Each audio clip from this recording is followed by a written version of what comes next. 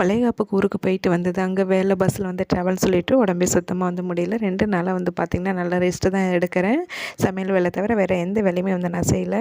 Night காலையில் இன்னும் பாத்திரம் கூட வந்து விளக்கலை. டிஃபன் செய்யும்போதே வந்து பார்த்திங்கன்னா தெருவில் மீன் வந்தது. மீன் மட்டும் வாங்கி கட் பண்ணி க்ளீன் பண்ணி ஃப்ரீசரில் வச்சுட்டு கம்முன்னு போய் வந்து படுத்துட்டேன். இப்போ 10 மணிக்கு மேலே தான் ஏந்திச்சி ஃப்ரெஷ் ஆகிட்டு சமையல் வேலையை வந்து ஸ்டார்ட் பண்ணிவிட்டேன். காலையில் மீன் போனதுமே வந்து சாப்பிடணுன்னு ஆசை இருந்தது, அதான் வாங்கிட்டேன்.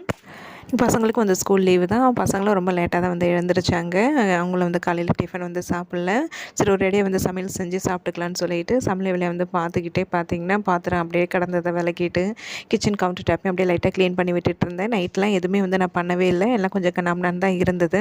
சமைக்கும்போது இந்த சின்ன சின்ன வேலைகள் வந்து நான் முடிச்சுட்டேன். ஃபஸ்ட் டைம் வந்து கோலா மீன் வாங்கி சமைச்சிருக்கிறேன். ஆனால் டேஸ்ட் வந்து ரொம்ப ரொம்ப நல்லா இருந்ததுங்க. முள்ளே இல்லை, பசங்களுக்கு தாராளமாக வந்து கொடுக்கலாம்.